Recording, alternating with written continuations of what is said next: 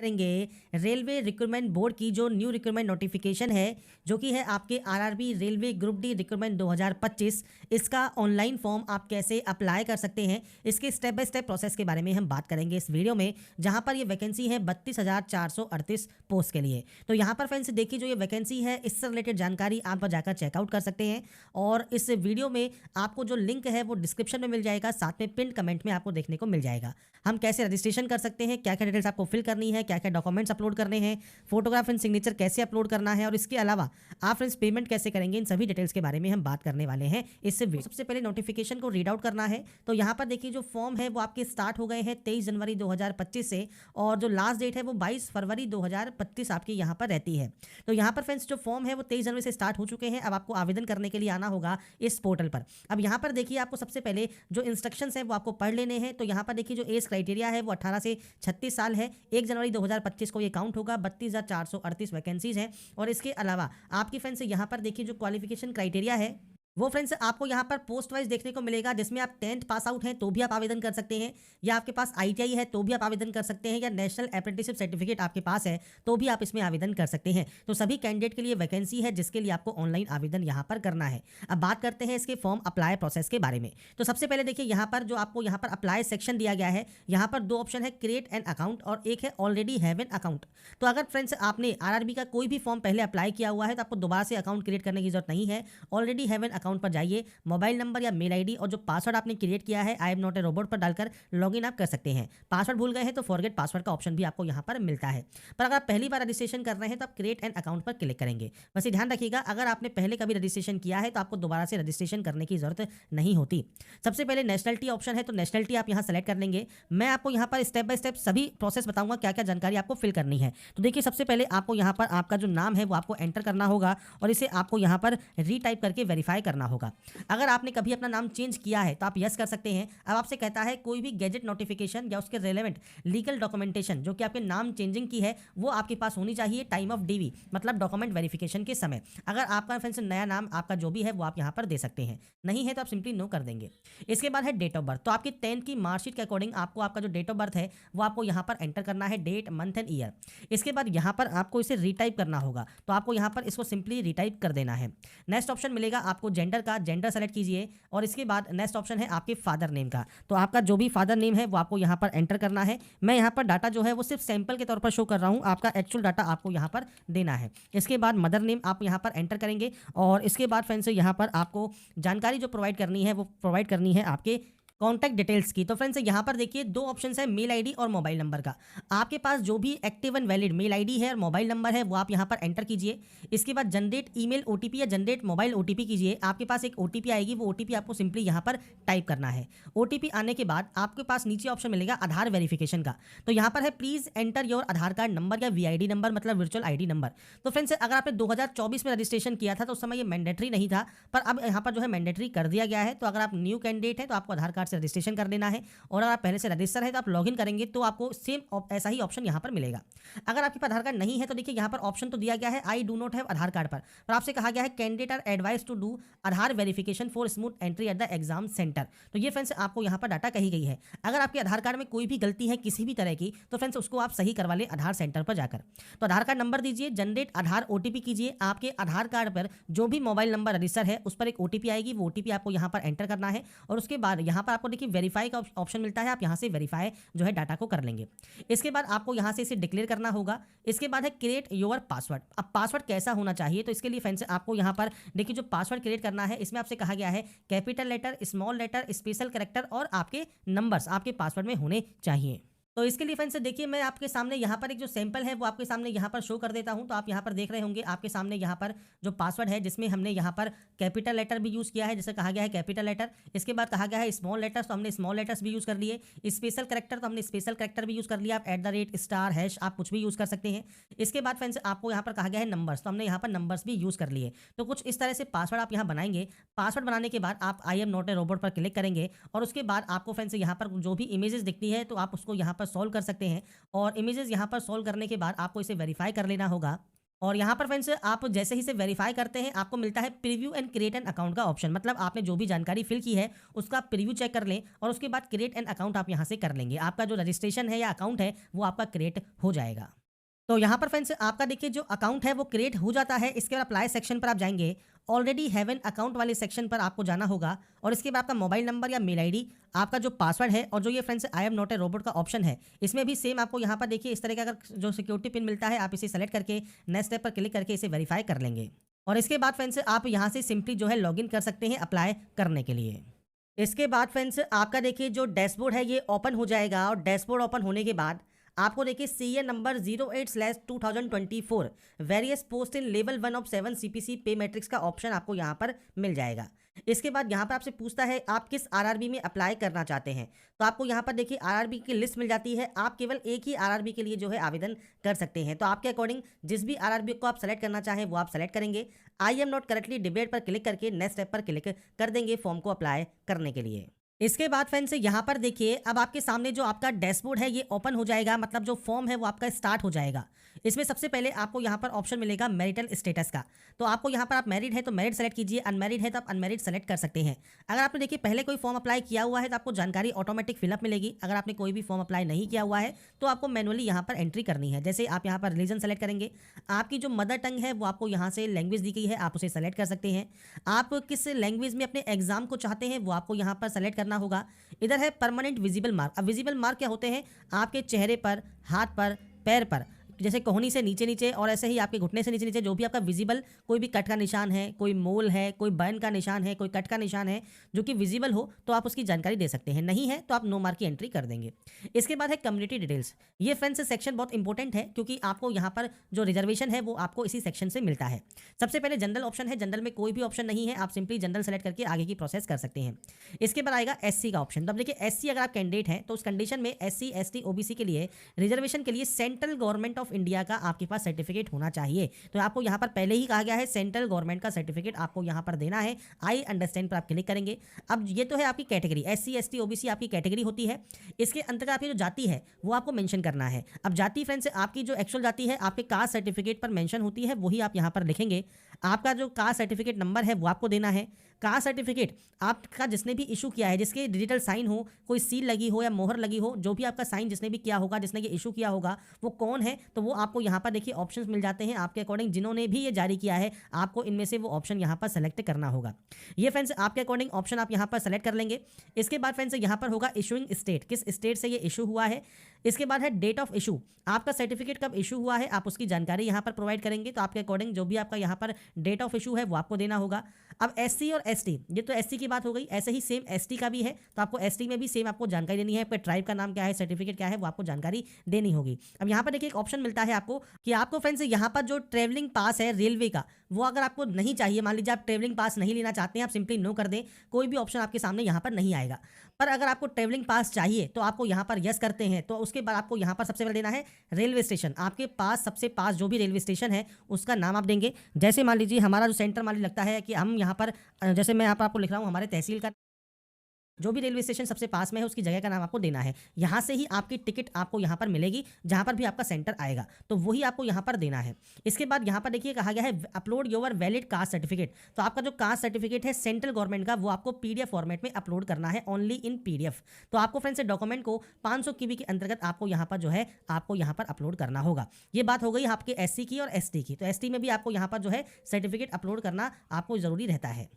तो यहाँ पर फ्रेंड्स अपने सर्टिफिकेट्स को आप अपलोड कर सकते हैं, मतलब कास्ट सर्टिफिकेट को। इसके बाद बात आती है ओबीसी की। अब ओबीसी में भी फ्रेंड्स आपको यहाँ पर पूछता है आप नॉन क्रीमी लेयर से बिलोंग करते हैं। अगर आप एनसीएल से बिलोंग करते हैं तो ही आप यस करेंगे, नहीं तो आप नो करते हैं तो आपसे कहता है कि आप जनरल से ही फॉर्म को अप्लाई कर दें क्योंकि आपको कोई भी रिजर्वेशन किसी भी तरह का नहीं मिलेगा। तो आपके पास एनसीएल का सर्टिफिकेट होना ही चाहिए। अब आपसे देखिए ओबीसी एनसीएल में क्या कहा गया है कि आपके पास जो फ्रेंड्स सर्टिफिकेट है प्रिस्क्राइब्ड फॉर्मेट में closing date of submission of और एप्लीकेशन फॉर्म से पहले का आपके पास होना चाहिए और आपके पास सेल्फ डिक्लेरेशन भी आपके पास यहाँ पर होना चाहिए कि आप क्रीमी लेयर से बिलोंग नहीं करते हैं। तो ये फ्रेंड्स आपको यहाँ पर जानकारी देनी है, कास्ट का नाम, आपका community certificate number, community certificate issue किसने किया है और डेट ऑफ इशू आपको देना होगा। जितने भी सर्टिफिकेट्स फ्रेंड्स आते हैं, जो भी आपका सर्टिफिकेट है, उनकी सब परफॉर्मा आपको फ्रेंड्स आरआरबी अप्लाई जहां से आपने लॉगिन किया है उसके होम पेज पर या डैशबोर्ड पर ही आपको देखने को मिल जाते हैं। वहां से आप चेक कर सकते हैं, सभी फॉर्मेट आपको इसके ऑफिशियल डैशबोर्ड पर ही मिल जाएंगे, या आप नोटिफिकेशन को भी देखेंगे तो उसमें सबसे लास्ट में आपको फ्रेंड्स वैकेंसीज के पहले आपको यही जानकारी दी गई है।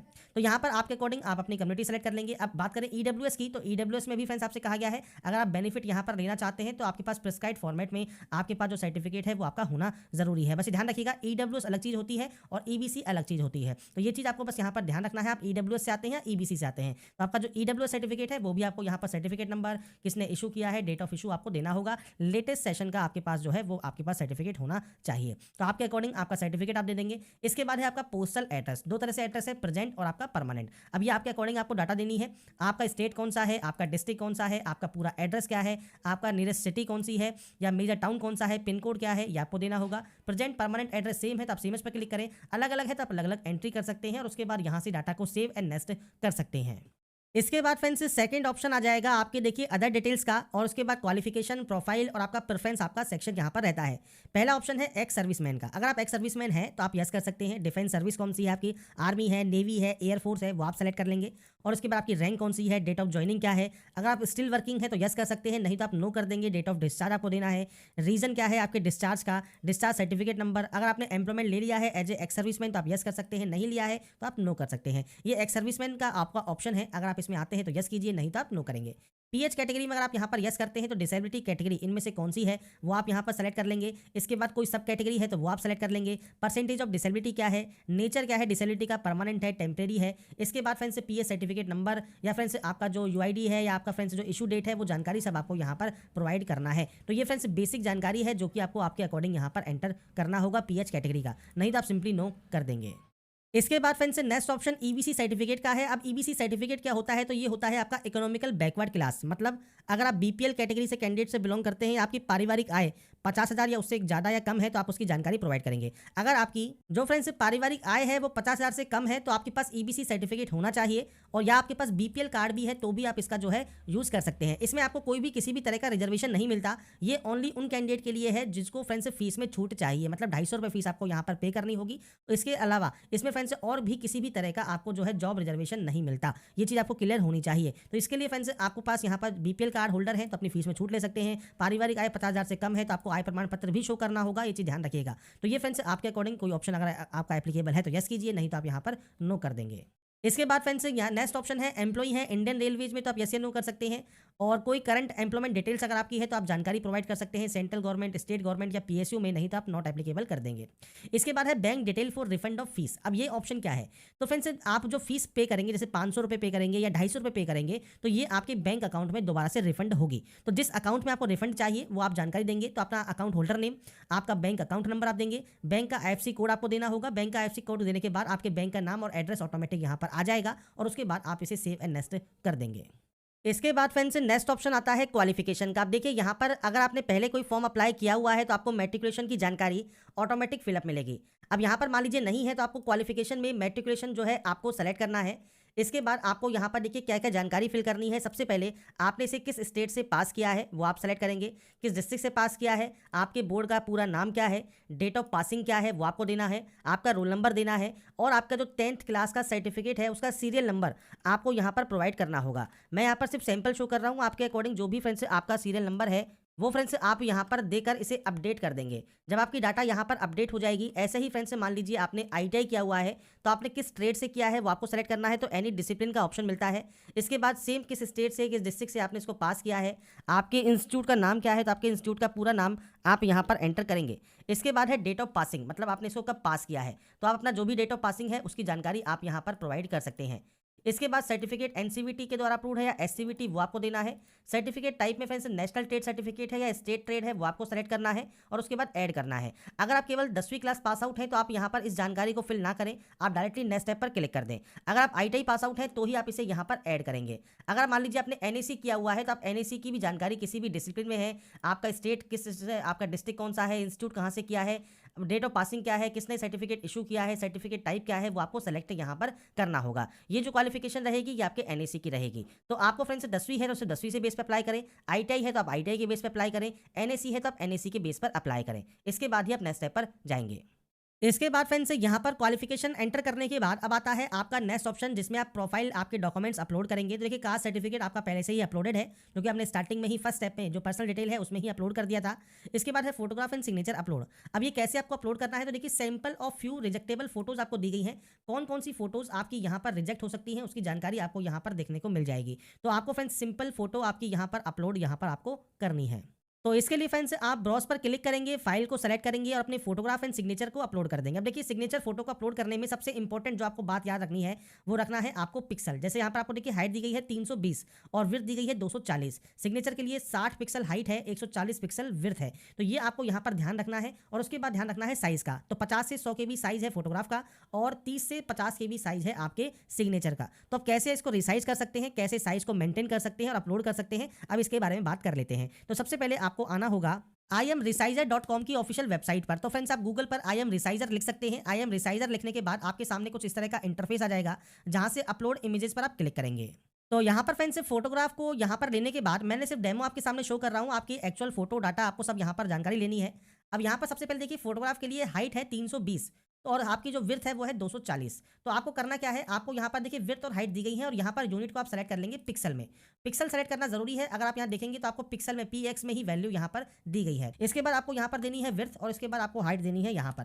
तो आप विड्थ और हाइट यहाँ पर दे देंगे। तो आपसे कहा गया है 320 240, तो आपको 320 240 ही पिक्सल यहाँ पर रखना है। फॉर्मेट आप जेपीजी रख लें। इसके बाद नीचे आइए, फाइल साइज पर जाइए और फाइल साइज पर आने के बाद मान लीजिए आप इसका साइज रखना चाहते हैं, आप मान लीजिए 55 KB, तो आप यहाँ पर 55 KB यहाँ पर लिख देंगे, क्योंकि साइज रिक्वायर्ड है आपका यहाँ पर 50 से 100 KB। तो आप यहाँ पर इसको जो है 55 KB रख सकते हैं, या फ्रेंड्स आप यहाँ पर इसे 70 KB कर दीजिए। और उसके बाद नेक्स्ट डाउनलोड पर आप क्लिक कीजिए। इसके बाद थोड़ा सा वेट कीजिए, आपकी देखिए इमेज यहाँ पर डाउनलोड हो जाएगी। इमेज जब आपकी यहाँ पर डाउनलोड हो जाती है, इसके बाद आपको फ्रेंड्स ऐसे ही जो सिग्नेचर है वो भी आपको अपलोड करना है। तो सबसे पहले यूनिट पर जाइए, पिक्सल को सेलेक्ट कीजिए। पिक्सल सेलेक्ट करने के बाद आपको विड्थ और हाइट देनी है। विड्थ और हाइट कितनी है आपकी फ्रेंड्स, हाइट है आपकी 60 की और विड्थ है 100 कितनी है आपकी फ्रेंड्स, हाइट है आपकी 60 की और विड्थ है 140। तो यहाँ पर फ्रेंड्स आपको विड्थ एंटर कर देना है और आपको उसके बाद आपकी जो हाइट है साइन की वो आपको यहाँ पर एंटर करना है, जेपीजी रखना है। और यहाँ पर भी आप साइज जो है वो रख सकते हैं, मान लीजिए 50 KB रख दिया और नेक्स्ट डाउनलोड पर क्लिक कर दिया, आपकी जो फाइल है वो डाउनलोड हो जाएगी। अब यहाँ पर आप ध्यान रखेंगे कि देखिए यहाँ पर जो फोटोग्राफ है उसका साइज तो ठीक है, पर सिग्नेचर का साइज कम हो गया, मतलब 4.6 KB में ही ये ओनली डाउनलोड हुआ, क्योंकि फ्रेंड जो साइज मांगा है, जो पिक्सल मांगा है वो सिर्फ 140 और 60 पिक्सल ही यहाँ पर रिक्वायर्ड किया गया है। तो इस वैल्यू में जैसे ही आप कन्वर्ट करते हैं, फाइल का जो साइज है जो कि रिक्वायर्ड है 30 से 50 KB, वो फ्रेंड्स घटकर ओनली 4 या 5 KB ही हो जाता है।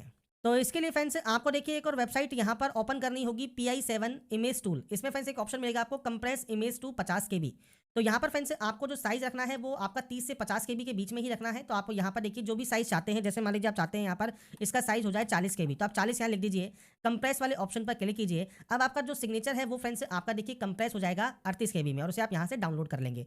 जब ये डाउनलोड हो जाएगा 38 KB में, इसके बाद फ्रेंड्स आप अपना जो फोटोग्राफ एंड सिग्नेचर है वो यहाँ पर आप आराम से अपलोड कर पाएंगे। तो मैंने यहाँ पर जो प्रोसेस है वो आपको बता दी है, कैसे फ्रेंड्स आप अपने साइज को जो है रिसाइज कर सकते हैं, पिक्सल में चेंज कर सकते हैं, और कैसे फ्रेंड्स आप यहाँ पर इसका जो साइज है वो भी आप चेंज कर सकते हैं। दोनों ही वेबसाइट मैंने आपको शो कर दी है। आप वहाँ से अपने फोटोग्राफ एंड सिग्नेचर का जो साइज है वो आप चेंज कर लें और उसके बाद ब्राउज पर क्लिक करें और इसके बाद फ्रेंड्स यहाँ पर देखिए अपलोड कर दें। तो आपको यहाँ पर आपका जो प्रीव्यू है वो आपको देखने को मिल जाएगा। ऐसे ही आपको आपका जो सिग्नेचर है वो अपलोड करना है। अभी मैंने आपका जो फाइल नेम है वो चेंज नहीं किया है, अपना फाइल नेम जो है वो चेंज जरूर कर लें। इसका नाम फोटोग्राफ और इसका नाम सिग्नेचर रख दें और उसके बाद ही आप सेव एंड नेक्स्ट यहाँ से डाटा को करेंगे। इसके बाद फ्रेंड्स नेक्स्ट ऑप्शन जो आता है वो आता है एलिजिबल पोस्ट का या जॉन का या पीयू का।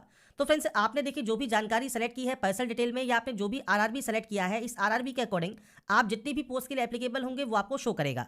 अब जैसे हमने यहाँ पर अब अप्लाई किया है अजमेर से, तो हम यहाँ पर एक ही पोस्ट के लिए एप्लीकेबल है, मतलब पॉइंट्समेंट बी के लिए। तो हम इस ऑप्शन को टिक करके यहाँ पर इस प्रेफरेंस को सेलेक्ट कर लेंगे। अगर आपको लगता है मान लीजिए आप मल्टीपल पोस्ट आपको यहाँ पर सेलेक्ट करना है, तो आप आरआरबी अपना चेंज कर सकते हैं और उसके बाद यहाँ से इसे डिक्लेयर करके आप सेव एंड प्रीव्यू कर सकते हैं। अब जैसे फ्रेंड्स मैंने यहाँ पर देखिए जो आरआरबी है वो चेंज कर दिया, हमने आरआरबी मुंबई अब सेलेक्ट कर लिया। अब जैसे ही हमने मुंबई सेलेक्ट किया, अब हमारे सामने देखिए यहाँ पर इतने सारे पोस्ट के ऑप्शंस आ गए। जैसे यहाँ पर एसएनटी का ऑप्शन भी है, वर्कशॉप का ऑप्शन भी है, असिस्टेंट पीवे का ऑप्शन भी है, आपके पॉइंट्समैन का ऑप्शन भी है, ट्रैकमैन मेंटेनर का पोस्ट ऑप्शन भी है। तो ये फ्रेंड्स आपके जो आरआरबी आप चूज करते हैं उसके अकॉर्डिंग आता है। अब यहाँ पर केवल 10वीं पास आउट है तो आप 10वीं से भी आवेदन कर सकते हैं, आईटीआई है तो आप आईटीआई भी कर सकते हैं। और यहाँ पर देखिए जितनी भी पोस्ट आपको मिलती है, आप चाहें तो सभी के लिए, जिन भी पोस्ट के लिए आप एलिजिबल है, सभी में आप प्रेफरेंस दे सकते हैं। ये प्रेफरेंस आपको अकॉर्डिंग यहाँ पर देनी होगी। इसके बाद ही आप यहाँ से इसे डिक्लेयर करेंगे। आई हेयर बाय डिक्लेयर पर क्लिक करेंगे। प्लेस का नाम मेंशन आपको करना होगा, मतलब जहाँ से आप फॉर्म को अप्लाई कर रहे हैं, जिस जगह से अभी के, वो आपको देना होगा। और इसके बाद यहाँ से आप इसे सेव करेंगे। सेव होने के बाद प्रीव्यू एप्लीकेशन करेंगे। और प्रीव्यू करने के बाद फ्रेंड्स आपको यहाँ पर लगता है कोई गलती हो गई है तो आप एडिट कर सकते हैं, नहीं तो आप आई हैव रीचेक पर क्लिक करके सबमिट यहाँ से फॉर्म को कर सकते हैं। फॉर्म फ्रेंड्स यहाँ पर जब आपका सबमिट हो जाएगा, इसके बाद फ्रेंड्स आपको यहाँ पर देखिए पे विद एसबीआई ई पे का ऑप्शन मिलता है, आपको इस ऑप्शन पर क्लिक करना होगा। इसके बाद मल्टीपल ऑप्शंस हैं, जैसे डेबिट कार्ड, क्रेडिट कार्ड का ऑप्शन है तो कार्ड के डिटेल्स को आप फिल कर सकते हैं। नेट बैंकिंग का ऑप्शन है तो आप नेट बैंकिंग सेलेक्ट कर सकते हैं। यूपीआई का ऑप्शन है तो आप क्यूआर कोड के माध्यम से भी आपका पेमेंट यहाँ पर कंप्लीट कर सकते हैं। तो मल्टीपल ऑप्शंस हैं, आप अपने अकॉर्डिंग जो भी पेमेंट ऑप्शन आप यूज करना चाहें उससे अपने पेमेंट को आप कंफर्म कर लेंगे। और पेमेंट आपका कंफर्म होने के बाद आप इसका फाइनल प्रिंट आउट सेव करके अपने पास रख पाएंगे। तो यहाँ पर फ्रेंड्स देखिए जो प्रोसेस है वो मैंने आपको बता दी है। फॉर्म आपके स्टार्ट हो गए हैं 23 जनवरी 2025 से। और यहाँ पर देखिए जो फॉर्मेट ऑप्शन है, यहाँ पर आपको मल्टीपल फॉर्मेट मिल जाते हैं, सेल्फ डिक्लेरेशन मिल जाता है, सभी सर्टिफिकेट्स के फॉर्मेट आपको यहाँ पर देखने को मिल जाएंगे। बाकी की जानकारी इसकी ऑफिशियल वेबसाइट पर जाकर, या फ्रेंड्स वीडियो डिस्क्रिप्शन में आप जाएंगे हम पर, वहाँ पर आपको इससे रिलेटेड सारी जानकारी देखने को मिल जाएगी। अगर आपको हमारा ये वीडियो या अपडेट पसंद आया है, आप चाहते हैं ऐसे ही रेगुलर अपडेट्स आपको लगातार मिल सके, तो इसके लिए लाइक सब्सक्राइब जरूर कीजिए। बाकी की जानकारी के लिए ऐसे ही बने रहिए हमारे साथ।